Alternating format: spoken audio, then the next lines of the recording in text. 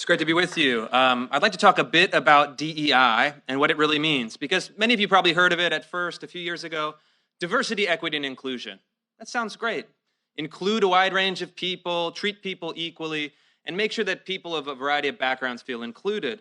But this is a lie. It is an Orwellian misuse of language that manipulates you into feeling that this is a good thing, while under the surface it's something quite different. So I'm going to give you a bit of a very quick lesson in what it really means and what it looks like in universities. I've reported on it elsewhere, and I'm going to be starting to report on it here in Florida. Beginning on Thursday, I'll be releasing one report per week exposing what's really happening in these DEI departments here in this state. I'm going to warn you, it's pretty ugly stuff. And the idea is quite simple. They take the ideologies of critical race theory, radical gender theory. They divide the world into oppressor and oppressed, and then they actually train students, faculty, and staff members here in the state of Florida that certain people are oppressors, certain people are oppressed. They have scholarships that are racially segregated, in which, for example, white students are barred from applying, which, last I checked, should be illegal under the Civil Rights Act, and yet they're doing it. They're doing it very publicly, and they're proud of what they're doing. And so you have also stuff like, training kids to feel guilt and shame for their white privilege. Something that I saw at Florida State that surprised me, it was a new one, also shaming Christian students, saying that they're guilty of, quote, religious oppression, and they need to atone for their, quote, Christian privilege. That was a new twist on that. And these are the kind of programs that are driven by the bureaucracy. And I've talked to a lot of folks in the bureaucracy. I've done a lot of reporting on this.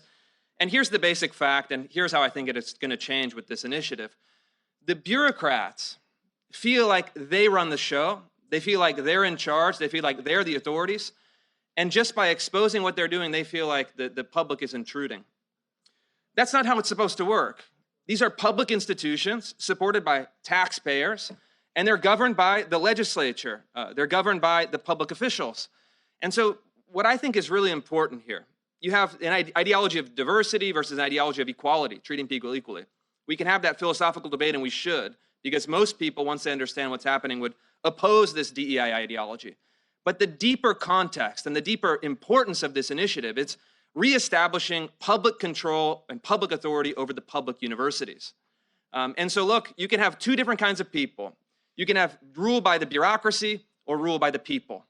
And in many states, they've opted for the former, but in Florida, with this bold initiative, the governor and the legislators are saying, no. We see the problem, we're understanding the problem, we're going to reestablish the rule of the people over our institutions. And it's deeply unfair for every Uber driver, waitress, and mechanic in the state of Florida to take money out of their paycheck to then funnel that money to these DEI bureaucracies that are a total waste of money, but even worse, training people in an ideology that is harmful to kids, harmful to faculty, and harmful to staff. And so behind the scenes, I've spent the last few weeks as a new trustee here at New College talking to students, faculty, and staff, and they won't say it publicly but because they're intimidated by their colleagues and by these bureaucrats. But privately, they'll say, these DEI bureaucracies add nothing to the kids' education. They filter out faculty on the basis of ideology. You actually have to sign a loyalty oath to radical race and gender theory in order to just be considered for employment. And then they actually harm students because they limit the discourse. They restrict the open and free debate. And so we have a chance, though, to reestablish the authority of the public, and also just to remind people that the purpose of the university is not to push political activism. It's to train good students, good citizens in pursuit of knowledge, in pursuit of the true, the good, and the beautiful. And I think that the DEI officers are unfortunately totally against this. And so I'm excited in my role, in a couple hats, in my role as an investigative journalist, going to be actually showing you what this stuff means, what it looks like, the actual ideas underneath the surface of euphemism. But also as a trustee at New College, I think you're going to see, we're going to have a board meeting later today, maybe some of the media is going to come with us.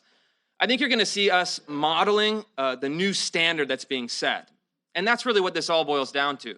The governor has the courage to set a new standard. The legislators have the courage to set a new standard and back it up with an investment and say, this is going to be a place where equality, merit, and colorblindness are the law of the land, you know?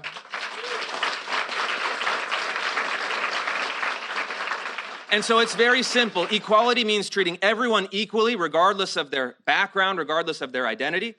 Merit means that we're going to prioritize the excellence of scholarship, the excellence of thinking, rather than what you look like or where your ancestors came from. And colorblindness means that every principle, every system of governance, every decision in the university should not play favorites on the basis of race or identity or politics, but should treat everyone equal. That's what I think this country is about. That's what we've been fighting for. We've been drifting away from it, and I'm so excited to be part of this great movement to reestablish it and send a beacon to all the other states in the country. You can actually change this stuff. Conservatives for many decades have been too scared to deal with the problems of the universities. And I know for a fact, scholars have, at Princeton, University of Chicago, University of Texas, and other Stanford and other Ivy League institutions have been calling me, publicly endorsing this initiative, and also saying we're looking to Ron DeSantis, the governor of Florida, as a bright spot to model for every other college in this country what can be done, how to lead, and how to establish the standard. So thank you. Thanks, everyone. Thanks to the legislators. I'm excited to get to work.